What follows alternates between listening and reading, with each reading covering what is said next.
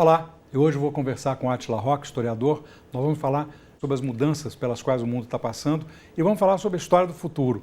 O que nos espera nesse mundo incerto e líquido em que a gente vive.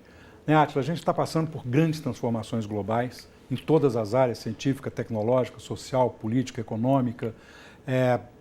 Estamos enfrentando a mudança climática, a grande extinção de biodiversidade, um mundo muito cheio de imprevistos e de incertezas, né, e insegurança. E isso acontece em velocidades distintas, né? A política, a sociedade está se movendo mais rápido do que a política, isso está criando uma série de reações negativas.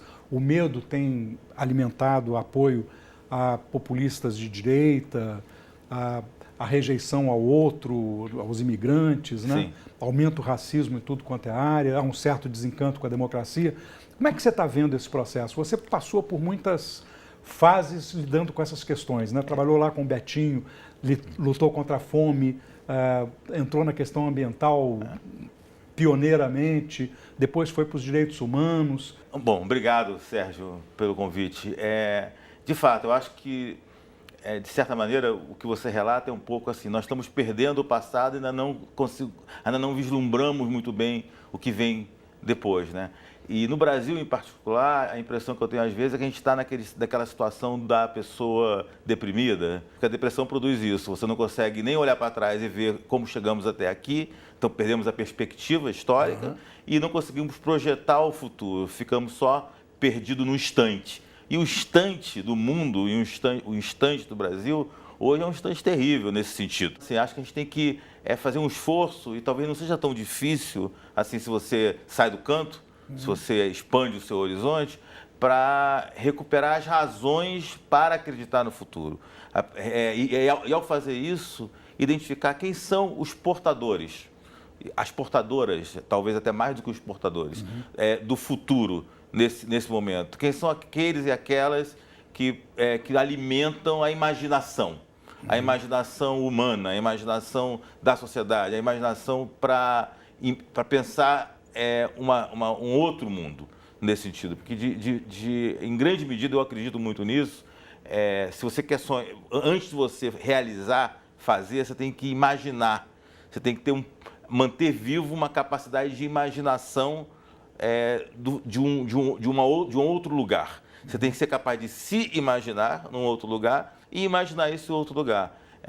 E eu acho que hoje no Brasil, voltando ao tema da depressão, talvez a gente precise muito daquelas pessoas, daqueles atores sociais, daquelas energias, daqueles setores que nos ajudem a imaginar o futuro, né? Reconhecendo a trajetória, né? Não sendo prisioneiro do momento, porque o momento é um momento terrível, e sonhando com um outro mundo. E hoje, de verdade, assim, o que me dá muita esperança, pensando a trajetória do Brasil, porque a trajetória do Brasil é uma trajetória que sempre cultivou primeiro, nunca teve muito apreço pela igualdade. Nós somos um país que cultivamos com muita arte a desigualdade, né? Nunca tivemos muito apreço, na verdade, pela não violência, muito pelo contrário, embora tenhamos construído o mito do país não violento, não racista, é exatamente o contrário. Somos profundamente racistas, estruturalmente racistas, essa é a verdade, e a violência ela não é um fato corriqueiro, ela é um fato também organizado, presente o tempo todo. Então, em toda a história, né? Em toda a história. Em toda a história. Da nossa formação, a violência está presente. Está presente de uma forma, como diria, funcional, né? Ela tem uma razão de ser. Isso. Ela não é simplesmente uma coisa disfuncional, um acidente, uma coisa que não se explica. Né? Não, ela tem uma função. E uma função que é manter esse padrão absurdo, escandaloso de desigualdade que a gente vive, né? Senão você não conseguiria sustentar isso. Mas, por outro lado, nesse país que nunca teve apreço pela igualdade e que sempre cultivou a violência, você vê uma geração de jovens, em particular meninas, jovens mulheres, né? Em sua grande maioria negras e negros, da periferia, e das periferias, melhor dizendo, que estão entrando na cena pública, entrando na cena social com muita força e com muita vontade e com muito desejo. Né?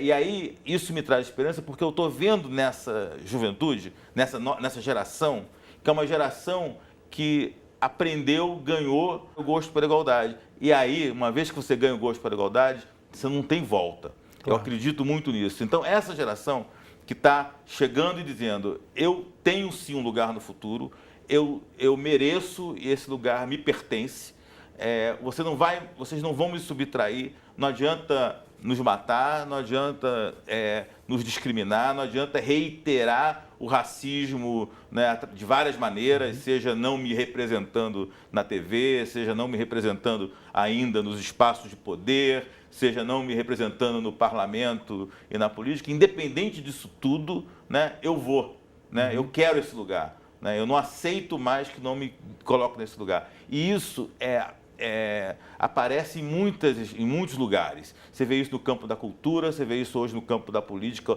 ou das novas formas de fazer política. O mundo da internet e com a sua diversidade de formas de falar e de conversar é um celeiro disso. Então é muito legal. Quando eu entro hoje nos espaços, eu lembro de ser o primeiro negro, ser quase praticamente o único negro na universidade, e depois em vários espaços pelos quais eu passei, sempre sendo quase sempre o único. Isso hoje eu vejo que eu fico feliz quando eu entro num teatro, né, e vejo aquelas cabeleiras lindas, aquele orgulho do black. Acho que tem um repertório de inovação, um repertório generoso com a perspectiva de reinventar um mundo mais igual, que ele é profundamente poético.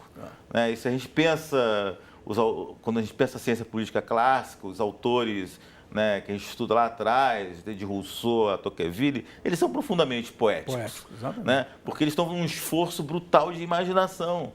Né? Então, assim, o que essa geração acho que está trazendo, e a gente está falando do urbano, né? Mas a gente poderia também estar falando coisas muito parecidas, a quebra do isolamento, a afirmação da vontade, da identidade, também no campo e na área rural, em particular as populações tradicionais, os quilombolas. A quantidade de quilombolas, jovens quilombolas, hoje na universidade é incrível.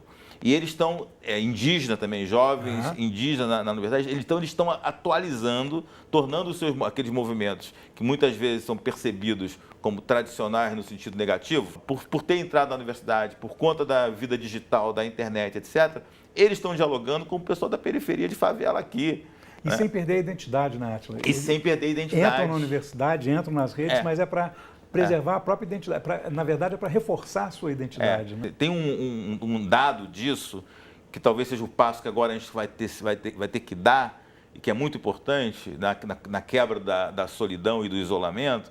Eu acho que esses setores estão provocando, e estão provocando no bom sentido quando trazem o desconforto para a sociedade de uma maneira mais ampla. Você precisa provocar o desconforto, porque só assim você coloca em questão o privilégio. Claro. E ao colocar em questão o privilégio, você faz um convite também para quem tem o privilégio a pensar no privilégio. Claro. Então, eu tenho dito muito hoje o seguinte, olha, nós, né, em diferentes escalas, mas principalmente homens brancos, mas não apenas homens brancos, né, eu que não sou branco, sou negro, mas estou num lugar já de privilégio, mulheres brancas que estão em lugar de privilégio, mas sobretudo homens brancos, que eu digo que é a encarnação do máxima do privilégio, precisa fazer uma reflexão sobre isso, sobre o que significa estar naquele lugar e qual o grau de cumplicidade que você quer ter, ou com a conservação desse lugar de privilégio, ou com a ruptura desse lugar de privilégio.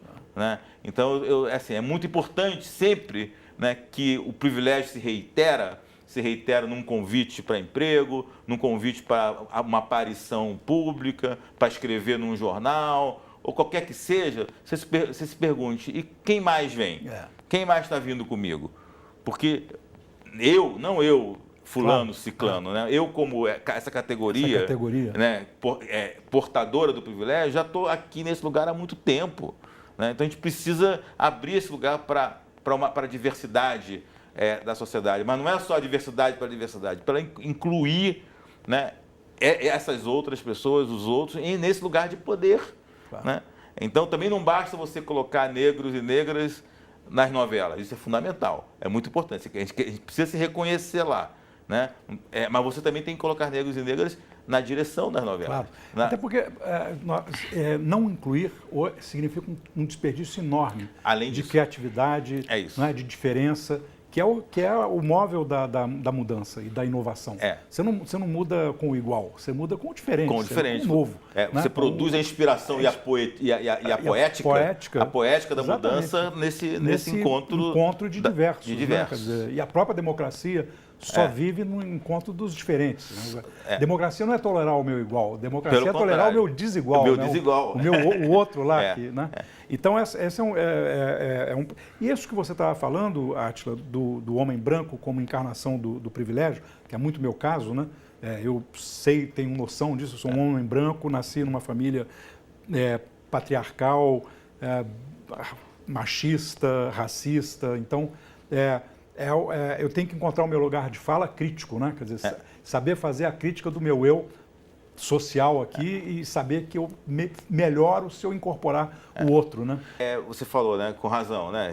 Encarno, represento, reconheço o meu lugar de uma tradição branca, racista, patriarcal, etc. Mas, de certa maneira, esse é o nosso lugar, porque essas têm sido as ideias hegemônicas que dominaram, né, o Brasil. A ideologia, né, da democracia racial, a ideologia da branquitude como um valor superior. Isso atravessa todos nós, atravessa a mim, que sou negro, atravessa você que é branco. Os nossos lugares é que são diferentes, o nosso lugar de privilégio nessa hierarquia é diferenciado. Mas nenhum de nós pode dizer, não sou racista de forma absoluta. Não tenho nada a ver com a formação cultural dessa sociedade nenhum de nós na qual eu nasci e me formei. Não sou machista. Não, nós somos. E o primeiro passo, né, é olhar no espelho e dizer assim, onde eu guardo... Já teve até uma campanha na década dos anos 2000, né, que o IBASE liderou, que era assim, onde eu guardo, onde eu escondo, acho que era onde eu guardo o meu racismo.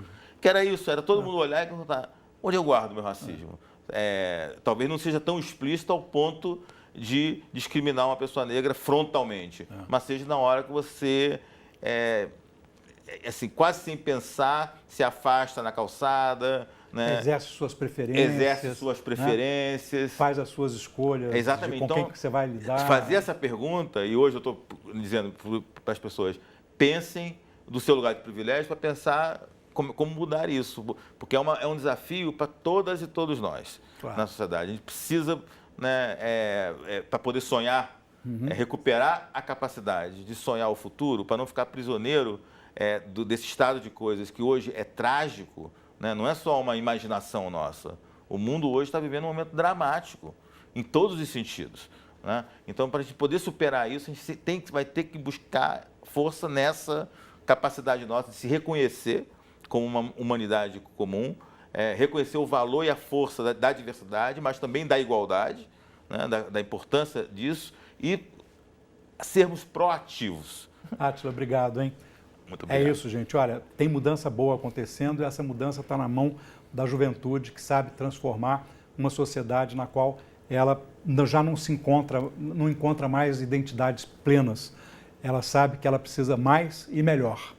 Se você gostou desse episódio, quer rever algum episódio da série Entrevista, acesse o Futura Play. Até mais.